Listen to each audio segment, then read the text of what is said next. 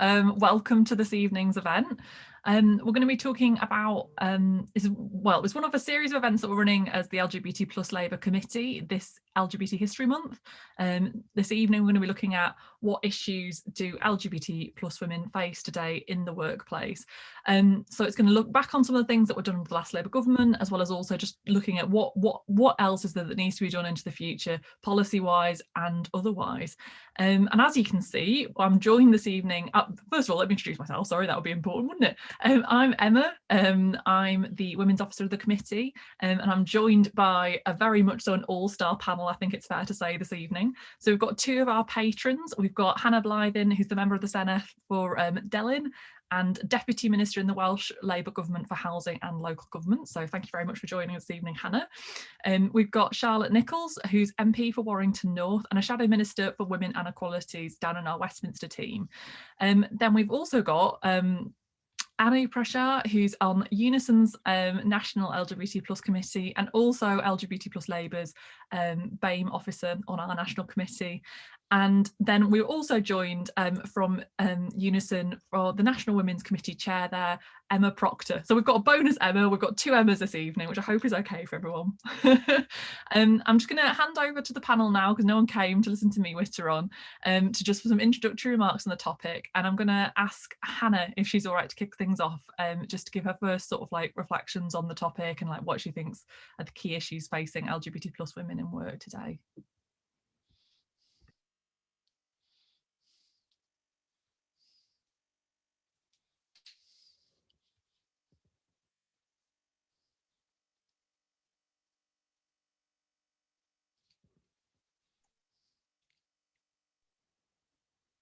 Thanks. I think I needed the host to unmute me, so I wasn't able to unmute myself, so I was like trapped in Zoom. But thanks, Emma. Thank you very much for that. Was a great start. But thank you very much for the invitation to join you this evening.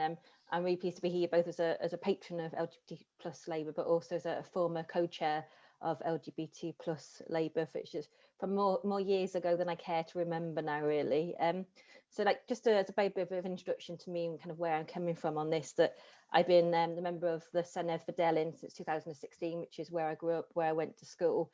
And when I was elected in 2016, I became the first out lesbian member of the Senedd and one of 3 out members of the Senedd. So we waited, nearly 2 decades for an out member of what was then the National Assembly for Wales to come along, and 3 of us came along at once in 2016. But I'm particularly keen to be talking on this issue tonight because I'm a trade unionist. I'm proud to be a trade unionist, and I went into the Senedd of the trade unionist, and I'll remain a trade unionist. And I'm proud to be part of a Welsh government and also leading and work within the Welsh government on partnership working with our trade union colleagues and also taking forward fair work in Wales. And whilst we don't have responsibility over employment and industrial rights are not devolved to Wales, we are committed and we have the political will to use every lever at our disposal to make a difference to people in work in Wales. I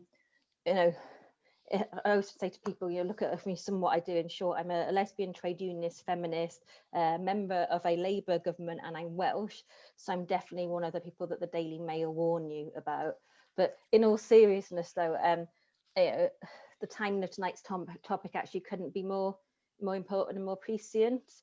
The pandemic, the coronavirus pandemic has shined a spotlight and really entrench those inequalities we already knew existed within our workplaces. And we've heard a lot of talk, across the movement about building back better, but really it's about coming back fairer and making sure that actually we don't allow COVID to become a cover for greater inequalities to be able to prosper within the workplace and to take root. And I definitely say, this is definitely not, it's never a time to roll back, but it's not a time to roll back workplace protections, let alone there's no time to let alone roll back any workplace protections. But it's not just about legislation, it's about changing lives. It sounds trite, but it really is. And it's about how do we work together collectively, just to not just as a future Labour government in the UK, but with the devolved administrations and us as activists too, to improve not just LGBT plus people's lives, but livelihoods as well, and the ways in which we can do this. And if I just may, Emma, just touch on very briefly from a devolved context, and that I think is really important, but we might not think is directly when we talk about workplace, is that when I went into the Senedd, there was, visibility and having that representation is really important, because we, myself and a colleague, really campaigned to have LGBT plus inclusive sex and relationship education in Wales, and I'm now really proud part of a government that is bringing in LGBT plus inclusive sex and relationship and sexuality education. And whilst when we think about what we can do to make a difference, and, I went to school in my secondary school, my constituency, at a Catholic secondary school, and to have something like that in place at that point would have made such a significant difference to me. But only doesn't make just a difference to those children, it also makes a difference to the people working in that environment too, to create an inclusive and safe and secure environment for everybody. So it's not just placing our workplaces safe, but our communities and our country as well. And I just think I wanted to set the scene by giving that example of the different ways that we can do that, and actually how those things that we might not directly impact on workplace rights can make a huge difference to people, and also not just about driving that policy and legislative change, but cultural change as well, which is so important. Thanks so much, Anna. Absolutely agree. Like, that is so crucial. I also had the awkward moment there where I was like, oh gosh, have I been given the power to unmute myself? And then I remembered that Ella made me a co-host. So all is well. We've got past that slightly awkward beginning. I also should have said at the beginning, for everyone who's come along this evening, if you want to get your questions into the panel, we'll take questions after everyone's done the introductory remarks, but you can submit your questions from now using the Q&A function, which you should be able to see at the bottom of your screen. So do feel free to get your questions in from now, and that would be really appreciated. Okay, next I'm going to go to my namesake, Emma, from UNISON, to give your introductory remarks. Right.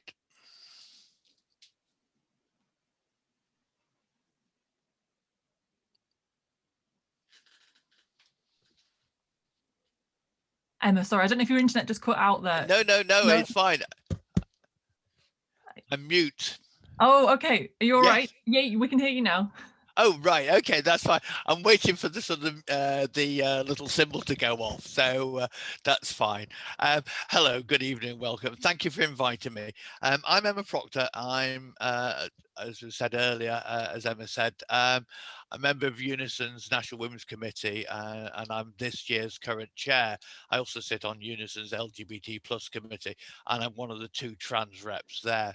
I have lots of other hats within UNISON. I mean, again, I think as Hannah said, it's really it's about who you are overall. For me, I'm a trade unionist first. Yes, I'm a trans woman. I'm disabled. But really, it's about working within the whole trade union. I see my role. I hold a senior position in our region. I'm a deputy regional convener.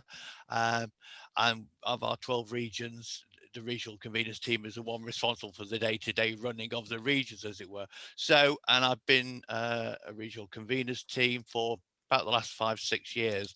And for me, the trade union is where I came out and I find myself, really. And it's so important that the support I got from UNISON, I've been a trade unionist all my working life, where that's been sort of practical.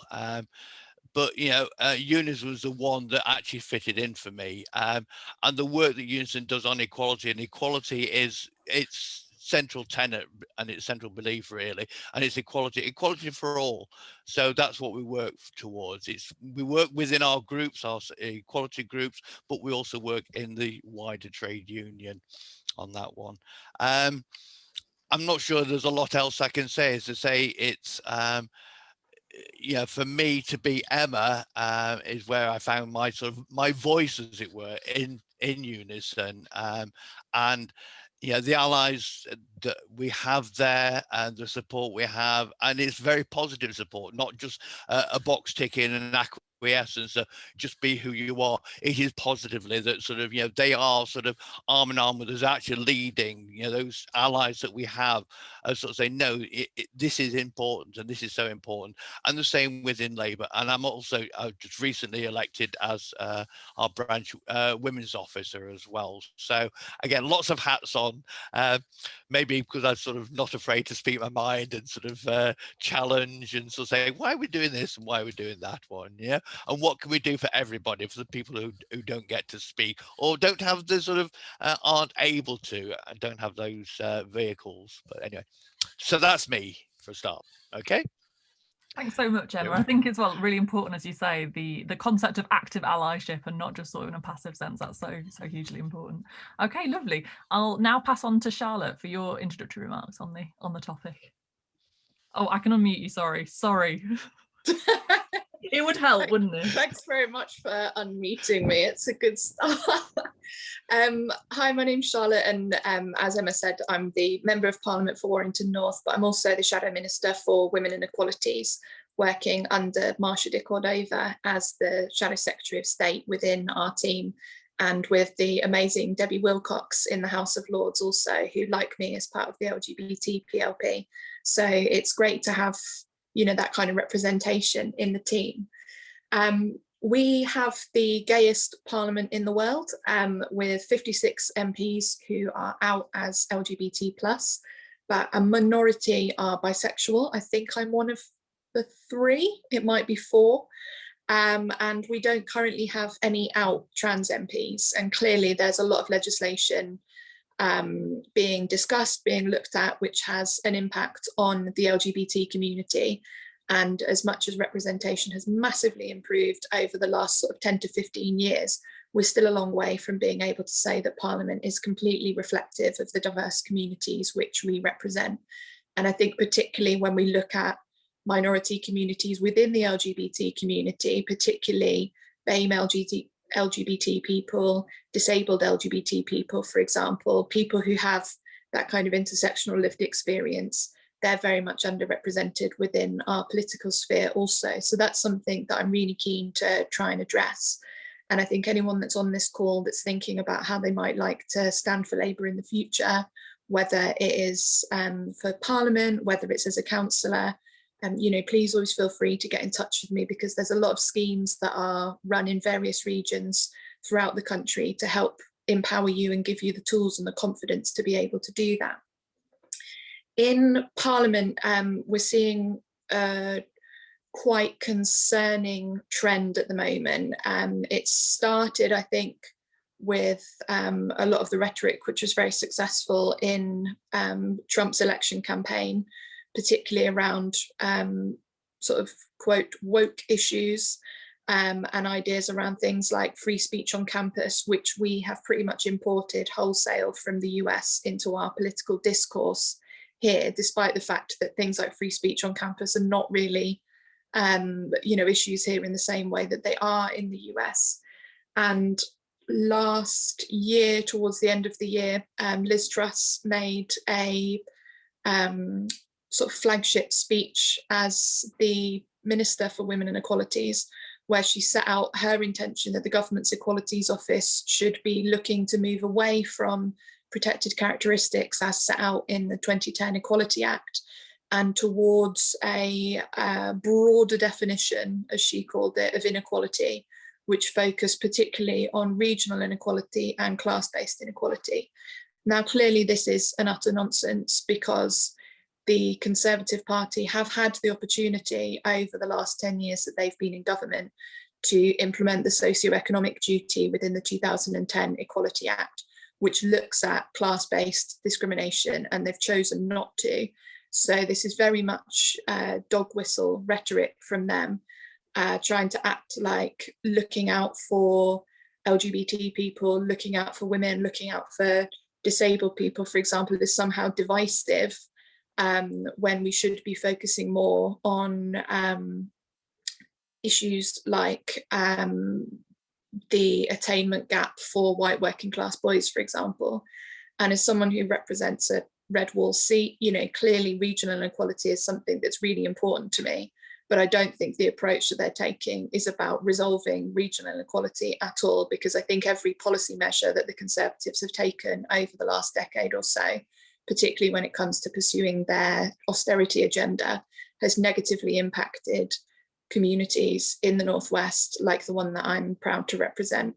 So this sudden U-turn from them, I think, has to be seen for what it is, and that's an attempt to undermine all the gains that have been made over the last 20 to 30 years when it comes to inequality. We're seeing a real focus from them on the deregulation of employment rights, which are next to nothing in this country anyway, frankly, when you consider the fact that fire and rehire means that it doesn't matter what contractual terms you've got, how long you've been working somewhere, you know, what red circled provisions are in your contract or what legacy terms you have, your employer can tear those up as long as they give you your contractual notice to do that, which is why it's something that I'm really glad that unions like Unite in British Airways and GMB in British Gas are fighting so hard against, because employment rights in this country have been getting eroded over the last 20 years or so.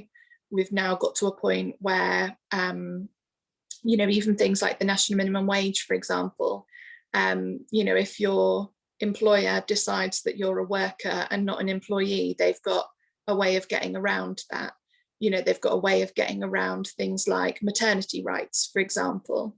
And I think from the government, you know, when we've raised these things with them and they say, well, you know, people can talk to ACAS if they've got an issue, is similarly a nonsense, because we've got a 46% increase in the backlog of employment tribunal claims this year alone. So it's clear that the tribunal system isn't enough to guarantee everybody's basic rights at work. That needs to be something that's legislated for, that the government needs to get much more serious about. And actually, it's LGBT people in particular that are suffering as a result of the fact that the government has failed to do that over a number of years. To talk specifically a little bit very quickly about the specific experience of bi women in the workplace, as someone who is a bi woman myself, there's some interesting research by Stonewall that came out recently that said that only 1 in 5 bi people are out to all their family, compared to 3 in 5 gay men and lesbians. And 2 in 5 bi people hide or disguise their sexual orientation at work for fear of discrimination, which means that actually bi people are among the least likely to be out. And that's something that I've experienced again myself. I wasn't out at work until I started working for GMB a few years ago. And, you know, as a politician, I've been accused of lying about being bisexual by my local Conservative Party because I had a boyfriend, which is something that obviously doesn't preclude one from being bi definition. But, you know, they obviously had the idea that that was in some way a vote winner, as though anyone has voted for someone purely on the basis of their sexuality. You know, something that just is clearly not the case. But, you know, that bi erasure and biphobia has massive impacts on the health and well-being of bi communities, which can clearly transpose into issues within the workplace. So whether it's about the anxiety about not being able to be your full self at work, whether it's the increase in mental health distress among bi women, or whether it's things like the increase in smoking prevalence. Actually, bisexual women are the most likely to be smokers out of the entire population, which of course has its own health effects there, which could again impact you at work. One of the things the government has failed to do successively, and the move, as I said, away from protected characteristics, I fear is only going to further entrench this, is the refusal to do equalities impact assessments for a number of measures which they're putting in, of everything that they've done in terms of the COVID impact. As far as I understand it, there has only been 1 equality impact assessment on every single measure that they've taken. Only 1 of them has had an equalities impact assessment on it. And clearly we're seeing that there are different factors which are affecting different constituencies of our communities worse than others. So that's something that within the team we're really going to be working on this year, as well as you know, a lot of wider issues around things like trans healthcare, for example, which I'm hopeful that we'll be talking about a bit of part of the discussion. But I'll stop just like rambling at you, because obviously this is one of the things I could talk about forever. But yeah, thank you so much for having me today to talk about this, and I really look forward to the discussion. Thank you so much for those introductory remarks. Not least, I didn't know that fact about smoking. I mean, it's kind of fascinating, but also like I was going to say it was a fun fact, and it's not really a fun fact, is it? But it is. It's absolutely fascinating. I think the multitudes of coming out that come with being bi, I think, are really, really interesting and impactful. But yeah, thanks so much, Charlotte. Right, and then last but not least, it's Anu. Oh no, sorry. Oh God, I muted you again. Oh goodness, sorry. At some point, I'll get the hang of this. I've done it again. Oh my gosh. Thank you, cheers. As Emma's already said, I'm Anu Prashar, and I'm the BAME officer and LGBT plus for LGBT plus Labour. I'm also a UNISON activist. It's great to be here today with such a fantastic panel and so many people interested in talking about equalities. I am going to try and answer the question of looking at the Equality Act and also where Labour goes next. But I want to focus particularly on Black, Asian and minority ethnic LGBT plus women. We face multiple layers of discrimination and prejudice at work, not just anti-LGBT plus and gender discrimination, but also compounded by racism. As BAME LGBT plus women, we are even more likely to be on the bottom rungs of the pay scale. We are overlooked for training and promotion opportunities. We're more likely to be subject to disciplinary proceedings. And for the good measure, we're more likely to be bullied and sexually harassed at work. None of this is news, but the COVID crisis made the challenges even more stark. BAME workers are up to 4 times more likely to die of COVID, not because of some genetic difference, but because of housing, health inequalities, and crucially, the lower paid and more frontline jobs we do. And we aren't more likely to do these jobs by accident. We do them because we get turned down for higher paid jobs and for promotion and training opportunities. We also lack the power at work. At the height of the crisis, UNISON found that Black women social care workers were often the least able to raise issues around safety at work and access to life-saving PPE due to fears of discrimination and reprisals by management. And Black staff were more likely than white staff to say they had not had a COVID-19 risk assessment. UNISON is calling for a public inquiry into the disproportionate number of deaths from COVID-19 amongst the BAME people.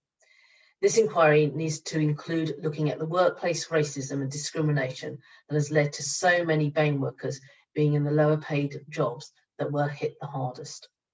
To address this, a good start for Labour would be to commit to ethnicity pay gap monitoring, something UNISON and other unions have been calling for. This would make it mandatory duty for employers to publish the percentage of BAME staff they employ by pay grade, along the lines of gender pay gap reporting. However, just publishing the data isn't enough. Employers need to take real and tangible action to tackle the problem of BAME workers stuck on the lowest rungs of the pay ladder.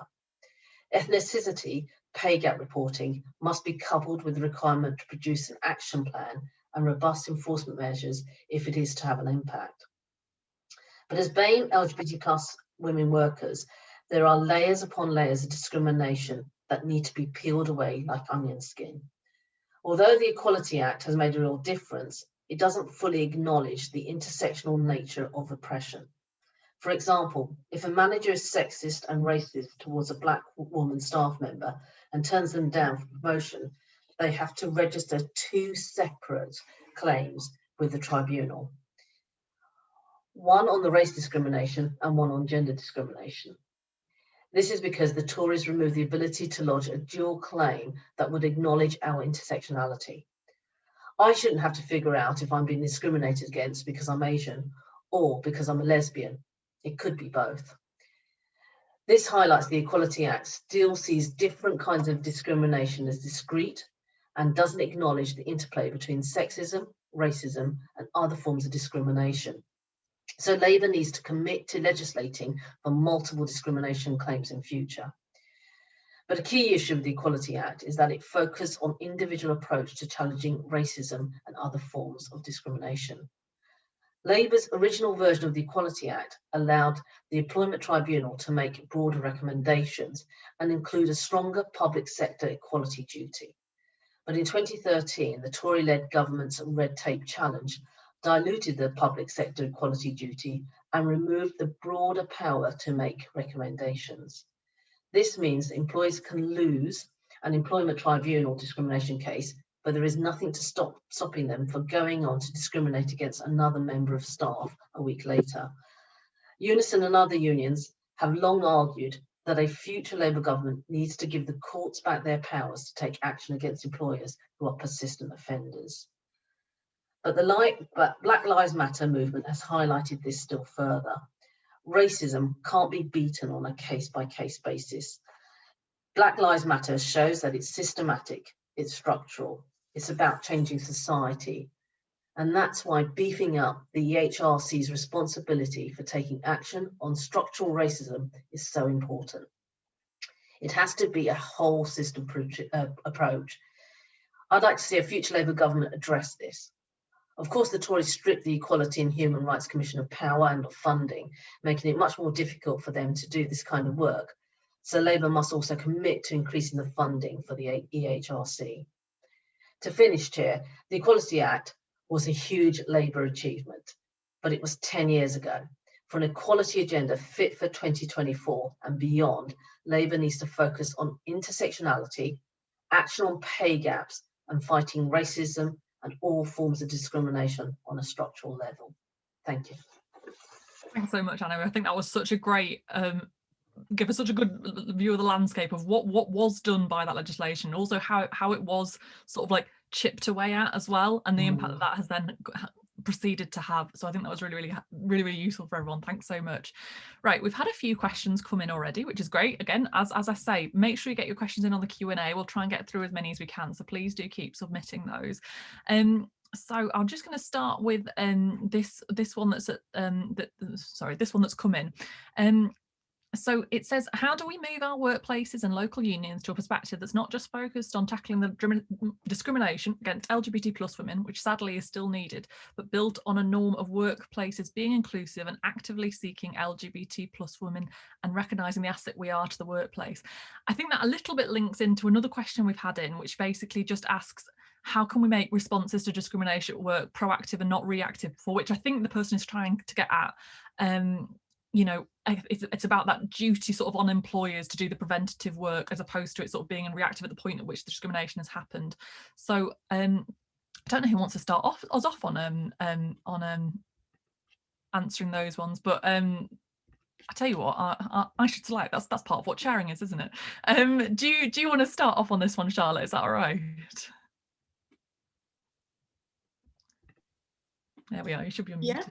Yeah. I think that the point about proactive rather than reactive is really important, because a lot of this is about establishing workplace cultures that mean that people are able to come out at work and feel like that's something that's safe to do.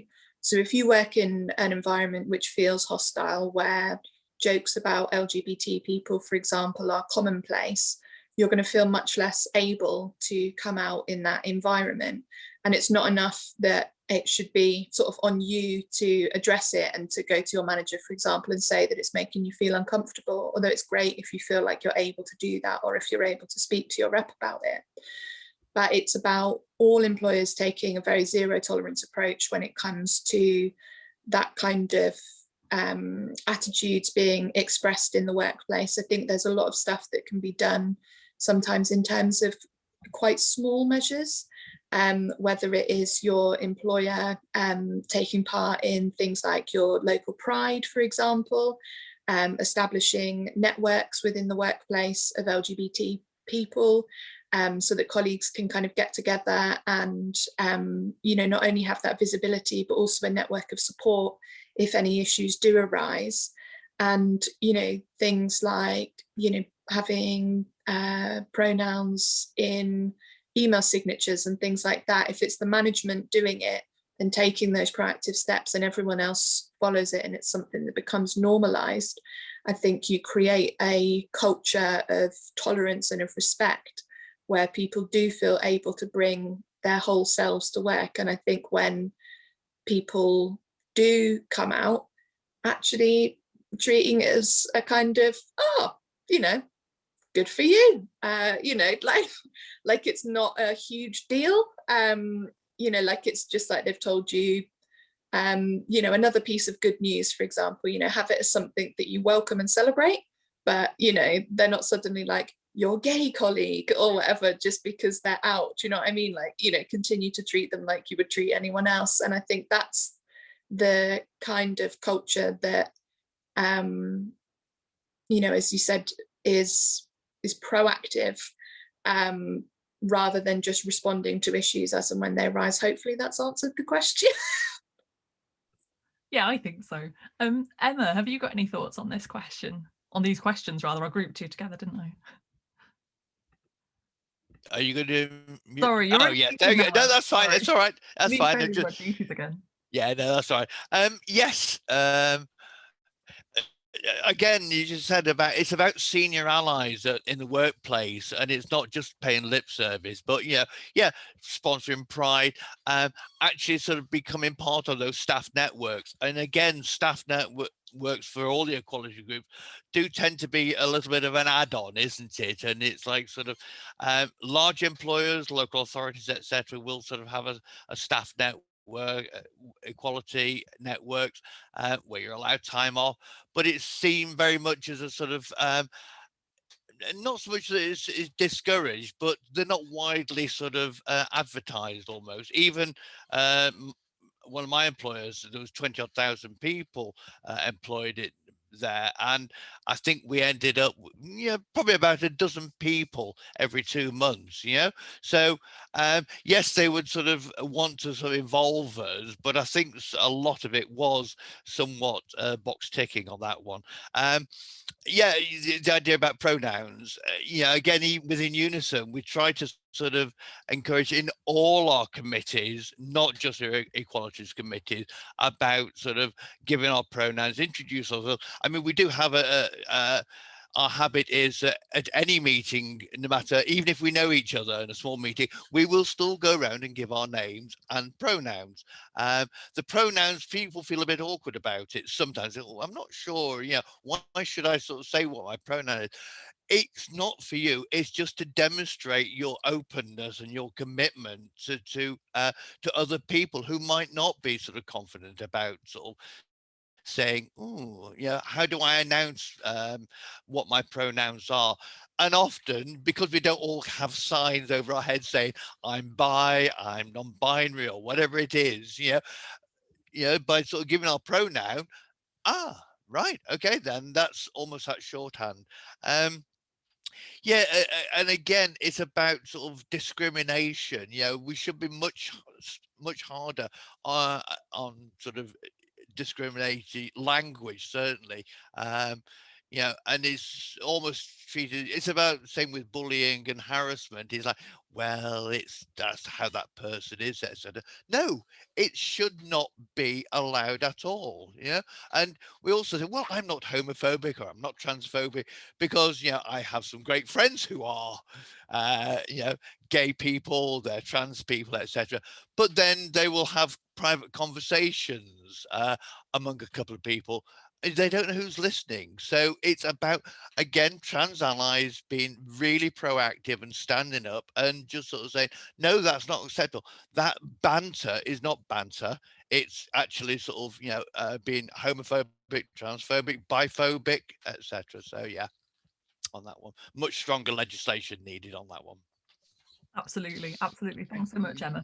Hannah, I'll unmute you. Sorry, I must make sure I do that part. Thank you. Thanks. I'm grateful for not falling victim of the menace of the mute button again this time. But I just want to pick up on firstly on the point that Emma just made there about the whole kind of we don't all have signs over our heads, and that the reason why it's so important to have a safe and inclusive working environment, because generally you don't just come out the one time, you have to keep doing it over and over again because of the assumptions that society and workplaces still have. And I think that's why it's so important to nurture those environments where people don't presume everybody's basically straight unless they're like confirmed otherwise. I remember once in a debate in the Senate, somebody once said like devolution was a process, not an event. And I, in an event for LGBT History Month, I said actually coming out is a process, not an event, because you have to keep doing it over and over, because how our society and as a reflection that our workplaces are structured.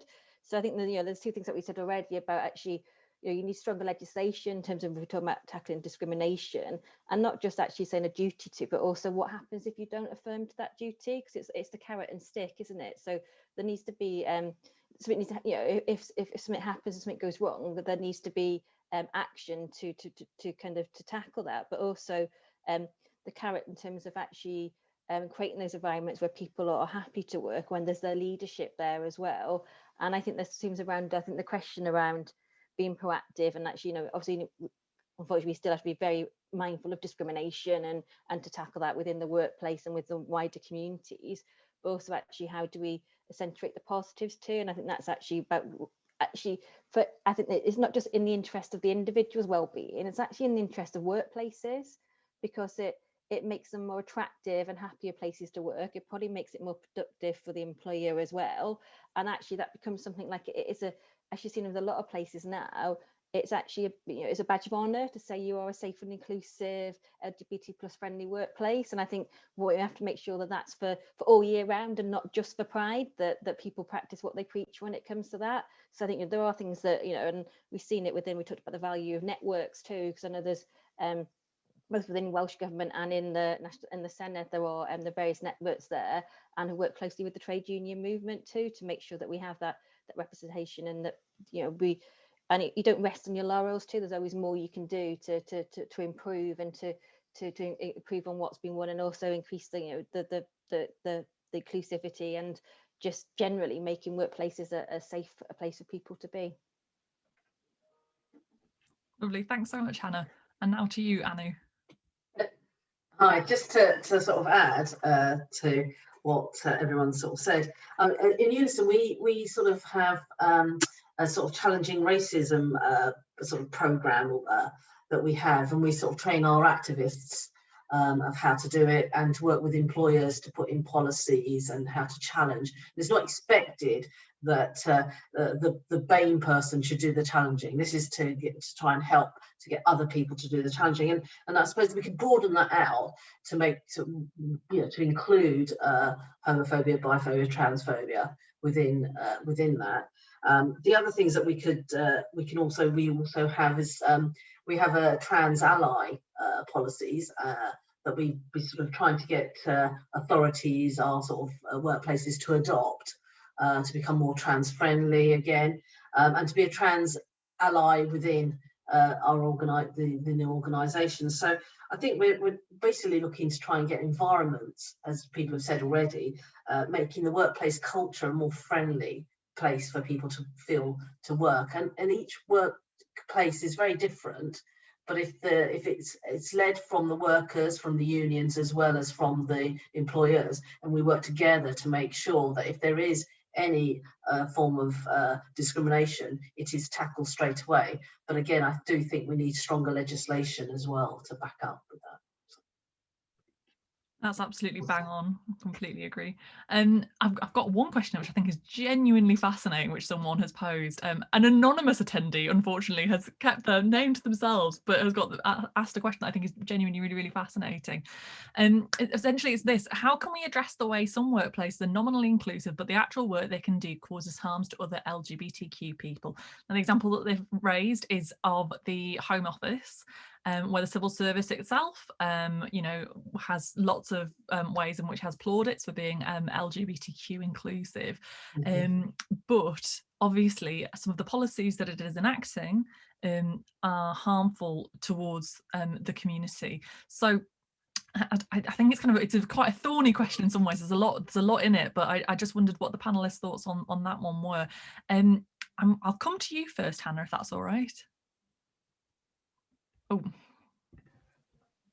unmute you. Thank you. Thanks, Emma. Yeah, you're right. It's a really complex question, and I don't think there's any easy solutions, but I think there's the right thing to do. I think you have to remember that all the time. And I think also looking at it from the what is our duty as a nation to how we behave to other people and how we behave to citizens, but also actually the people that will be working in that organisation who may feel incredibly uncomfortable as well. So I think there's two strands to it. I think it's again about the support for people working there, but also it's about our foreign policy and the way we work. And one of the ways to do that is to get a change of government at the UK level as well. Yeah, absolutely. I've just muted myself then, honestly. I at some point, presumably, I'll get the hang of muting and unmuting everyone and not just comedically keep doing it wrong. But we can but hope at some point before 7 o'clock I will manage that. Apologies, everyone. Anu, I'll just come to you next on this one, if that's all right. Yeah. I mean, we do have actually LGBT policy in UNISON, and also we also realise that the asylum seekers, this is to do with the asylum seekers as well, that they sort of are generally black. Yeah, our BAME workers and our BAME citizens, they're generally black. They're trying to, and it's a racist policy that we see in UNISON, what they're trying to do. So it is twofold. We've got workers there, and we've got a policy which is, I believe, is racist. So we will work, and as again what Hannah said, to change government, to put in a new government, and that's what we have to do. And we can't let this, we have to call it out. And there's lots of petitions and everything, but the policy is basically, closing down some of the asylum seekers like Campsfield and places like that. We need to make sure that we make sure that this policy is basically we call it out. Yeah. Absolutely. Emma, I'll come to you next on this one, if that's all right. Yeah, that's fine. Yes, again, as Anu sort of said, it's about, there is a difference between the workers and the policies. So, and it suits certain people, certain sort of factions within the government, certainly. But that's not just sort of saying it's only the government, within all the political parties, sometimes to demonize particular groups for their own ends. So you sort of treat asylum seekers, LGBT plus. Oh no, you're all just they're here for one thing. It's about sort of divide and rule, isn't it? And I think it's about whereas the civil servants themselves, the workers themselves, are obviously very inclusive, very supportive. But if they are sort of their policies and directed by their the politicians in charge, the ministers, there's not, they will find it very difficult, and it does suit parts of the, some of the political parties, parts of the media, etc., to find scapegoats supposedly on who to blame all the problems that there are, rather than accepting that asylum seekers are genuine asylum seekers and they're not sort of benefit scroungers coming over here, etc. So it needs some positive work on the part of the trade unions and our allies within the political parties, and about getting a Labour government elected, certainly. Absolutely. And Charlotte?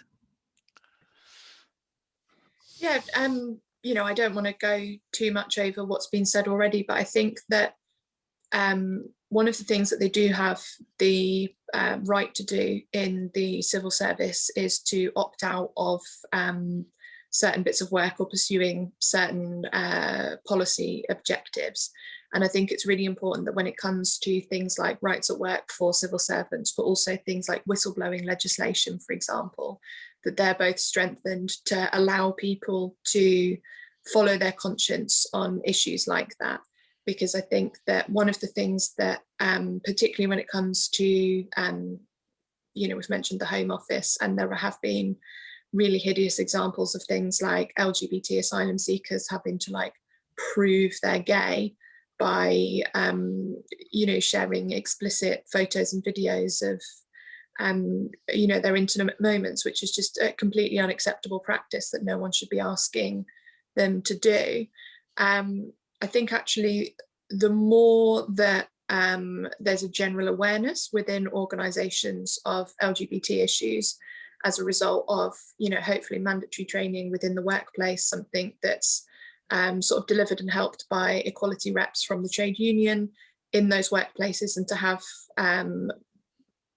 not only policies for those people as employees in terms of their own rights in the workplace, but also in terms of the service that they're providing to other people. I think that's really important, because that means that more people are going to be unwilling to carry out certain directives from the employer, and they've been empowered to do that. So, you know, working with trade unions like Prospect and the FDA, for example, in the civil service, that's a way that you can really kind of make a difference on those aspects. And as has been said, you know, then at the sort of higher strategic level, you know, making sure that you're lobbying your MPs, you know, lobbying the government to take away these policy directives that mean that it's something that anyone who works for the civil service feels like they're having to carry out as part of their job. Fab, thank you so much. And now I've got a couple of questions on a similar sort of a theme that I'm just going to group together. We've got one that was in from Sam on the chat, one from another anonymous attendee, and one from someone who submitted it ahead of the event. But basically the question is, how can cis, lesbian and bi women stop the co-opting of their struggles for transphobic means? And I think as well, obviously, unfortunately, we've had moments where this is, I think, particularly relevant within issues facing, you know, transphobia, both unfortunately within the Labour Party as well as also in the broader Labour movement. So I just think it would be great to hear panellists' thoughts on this one. Do you mind if I come to you first, Anu? Actually, I was going to suggest that you go to Emma first. Actually, Emma is our sort of first for Unison, is our first trans women's committee, you know, chair. And also sits on the National LGBT plus committee with myself. So I thought Emma would probably be able to answer the question, and I'll come in with it at the end. Yeah, grand. Okay, yeah, thank you on that one, Anu. Yeah, it's we are seeing it. It's particularly vocal on social media. This about you know, that trans women are erasing cis lesbians. You know, they are an endangered species. But you know, we need to remember that really trans rights do not exist at the expense of other people's rights as well. So we're not looking, if you're supporting trans rights, non-binary rights, any other right, it's not about at the expense of somebody else. So actually it's about equal rights for all. I mean, I'd sort of say, well, you know, being a trans ally and being a positive trans ally on that one. So actually sort of, you know, make a commitment to stand with the LGBT plus community and against transphobia, biphobia and all the other phobias, because there's no doubt about it. I mean, some of these sort of comments I've seen and some of the arguments are very reminiscent of the 70s and the 80s, the anti-lesbian and gay arguments used then, that this is a perversion, it's not right, etc., it's not Christian and all that sort of thing. And there's no doubt about it, if trans rights are erased, they will come and pick off bi people, non-binary people, deny them equal rights on that one. So as I say, if transphobia wins, then biphobia's next, non-binary. And I should have sort of said at the beginning about non-binary. I mean, one of the things that we in Unison want to look for, and one of our wants really, is about self-identity, not just for trans people, but for non-binary, and a recognition that non-binary people have equal rights to everybody else, and they should be legally recognized on that one. Okay, thank you. Absolutely, absolutely well said, Emma. Anu, shall I come back to you? Is that all right? Yeah. Just to sort of build on what Emma said, I mean, Unison, we do have trans ally, again, as I said, training. And if anyone wants to go onto the Unison website, we have got our sort of information there, how to become a trans ally. And we believe in self-identification. Yeah, that's ultimately what we're saying. So the gender recognition, the GRA reform, the Tories obviously ditched that after a lot of controversy, and that's something that we need to look at again. We need to bring that back. We need to actually put in harder legislation in, and to make sure that self-declaration it's in Ireland, you know, it's across most places in Europe. We need to have that here. How do we challenge it in the workplace? Again, is by making sure our workplaces and Unison and our other unions actually take up and have policy to make sure that this is actually something that you can actually be disciplined for. Yeah. It's that sort of thing. We need to make sure that people realise that it's unacceptable to treat trans people in any way different than we'll treat ourselves. Yeah. So how we challenge it, it's difficult, but we need to be together. We need to challenge it, just like with racism. You know, we need to basically challenge it when we see it, and not expect a trans worker, a trans member to challenge it. We are the ones. We need to be doing that. Absolutely agree, Anu. Absolutely. Charlotte, is it all right if I come to you next?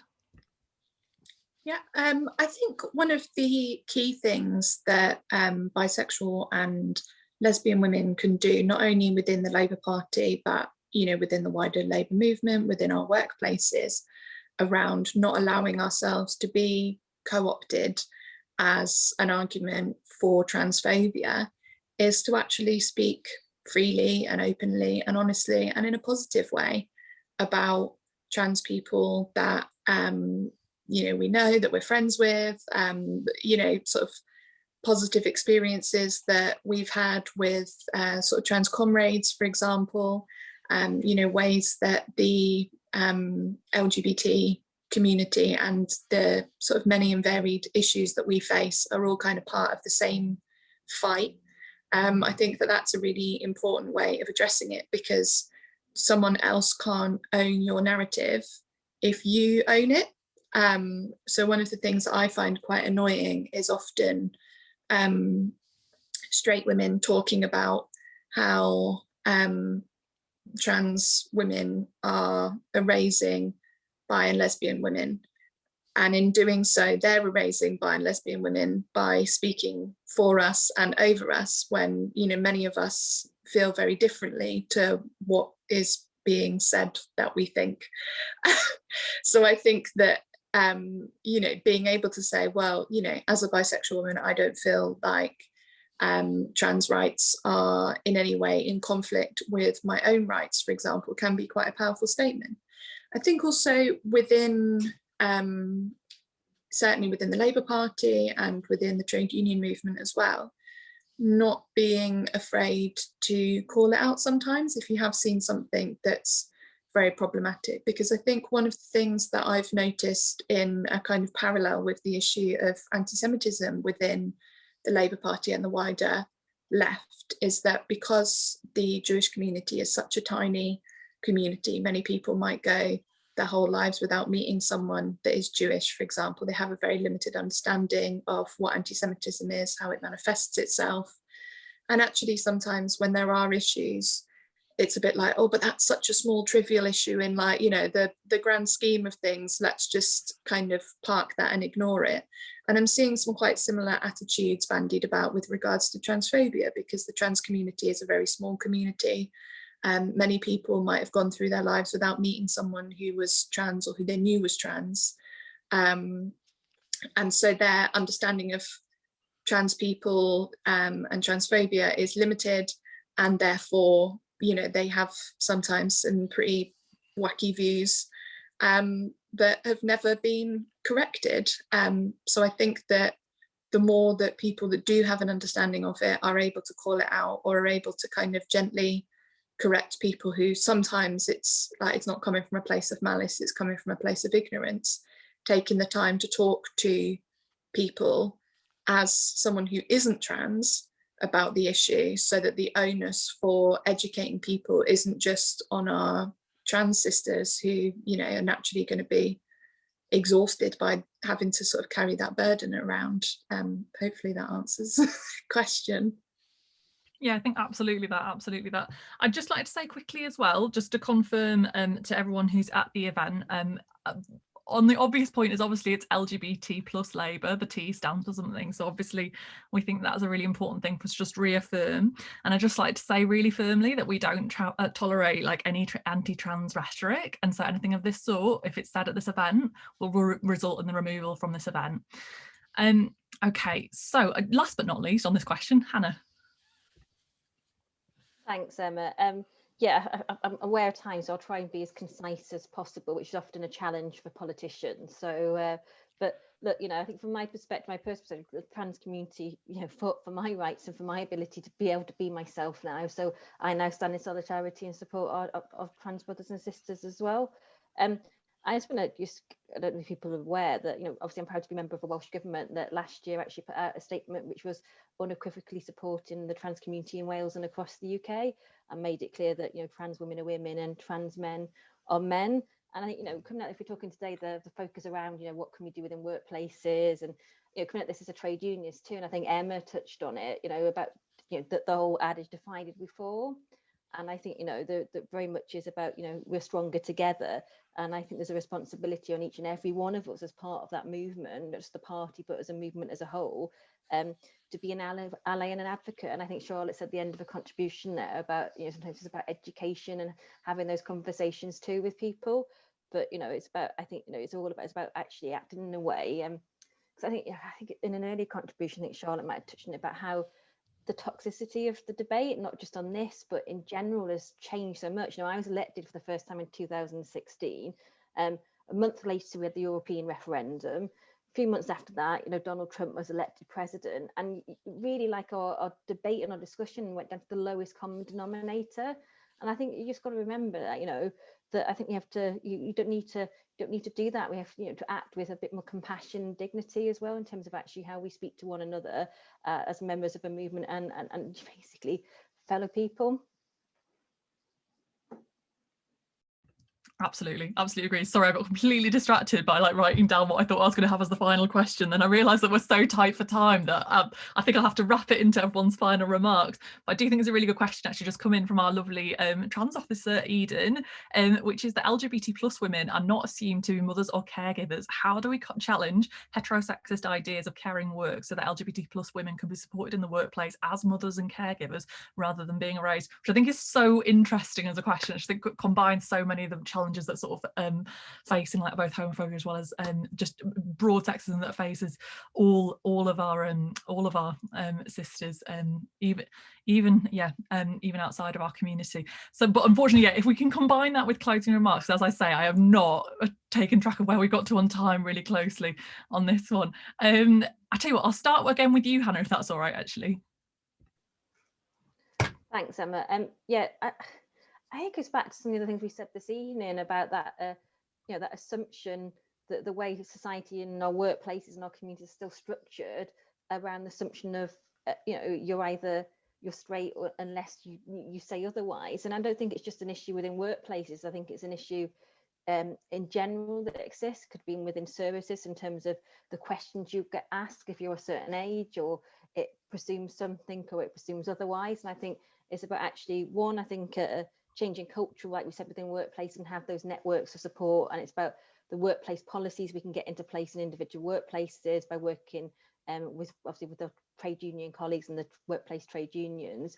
But also it's actually in the future, I think, when we look to shape policy like this, which looks at, you know, how people have support for leave from workplaces and recognition, actually it's about actually people need to be in the room shaping the policy, because it needs to work for different people and different people's lives as well. So it's actually about making sure that policy doesn't, by its very structure, assume something that actually it shouldn't be assuming, and then by default doesn't support all the people it should be supporting. Absolutely. Thanks so much, Hannah. And I'll go to Annie next. I'll be very brief, actually. I think we need to make sure that workforces all offer flexible working policies. To make sure that that's part of the job description, that's part of in the adverts, and we need to have legislation. The Labour government can put in stronger legislation regarding that.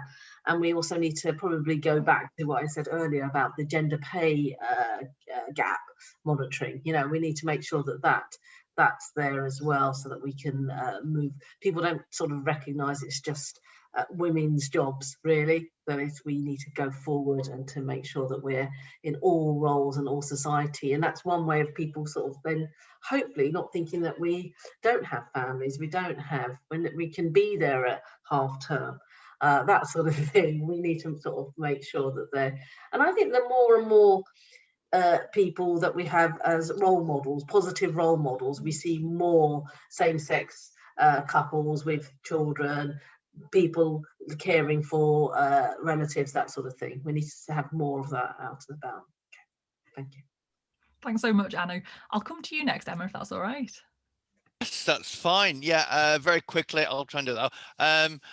Yeah, in some ways, it's about recognizing the value of work, no matter whether, it's about moving the work ethic away from the fact that it's 40 hours a week or 37 hours a week, 9 till 5 or whatever it is, allowing that flexibility and recognizing that people can be caregivers at any age. We can have young people who are caring for siblings, their parents. So we may well have sort of 19, 20-year-olds who are caregivers,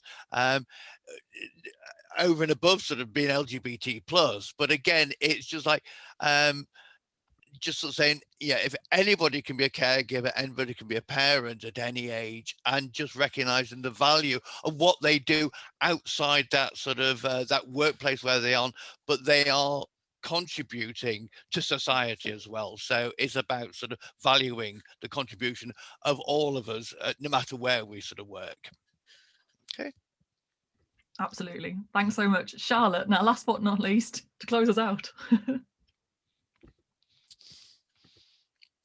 Thank you very much, Emma.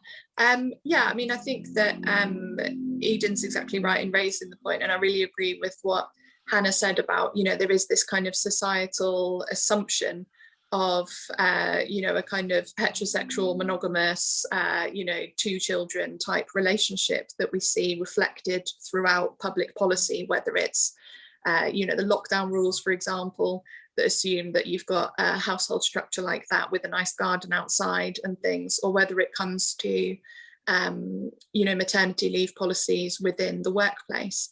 I think something that on an individual workplace and trade unionist level is really important is making full use of the expertise that we have within those organisations and those networks to make sure that the policies are actually reflective and supportive of the broad range of people who are going to need to take advantage of it, whether it's to do with flexible working, shared parental leave, maternity or paternity pay and leave. If you don't have an equalities rep within your workplace when you're having discussions with your management about those policies, going to your regional office or, your national equalities officer, depending on your union, to get that expert advice and support to make sure that, the wording is broad enough that it covers different kinds of families, for example, and doesn't leave people out.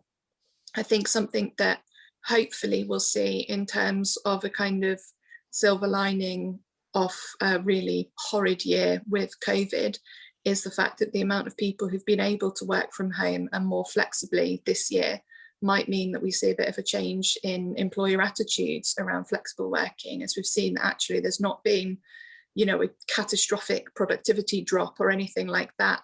So, now might be the time to start having those kinds of conversations within workplaces about flexible leave to ensure that everyone is able to benefit, whatever your family or relationship looks like. And yeah, just to say sort of in closing, to thank you very much for having me. And if there are questions that people feel like, I wish I'd asked that on the chat, obviously feel free to drop me an email or a tweet, and I'll always try to get back as quickly as I can. Thank you so much, Charlotte. And to actually finish us off, I'd just like to say a massive thank you to everyone for coming in the audience, and also a massive thank you to our excellent panellists for giving up a slice of their Monday evening so we could have this really fascinating discussion. I wish we'd planned in about 3 hours for it, with the amount of things that we could have gone back over there. Some really, really interesting points made. I'll just quickly go through some of the events that we've got coming up, because we were in the middle of a whole host of things going on for LGBT History Month. Tomorrow, our Scottish comrades are running a leadership hustings with both candidates Anas and Monica attending. It's organised by LGBT Labour Scotland, but I would absolutely say to our members in England, Wales or elsewhere to consider going, because I think it's really useful for everyone to understand what's occurring up in Scotland in terms of the issues that are faced there in the fight against nationalism. So I think that's one absolutely everyone, if you're able to, tomorrow to get to. We've got a really interesting event focused on actually considering the last question we've just had in this event on inclusive families, on are the laws on adoption, surrogacy and families working for the LGBT plus community. That's on Wednesday of this week.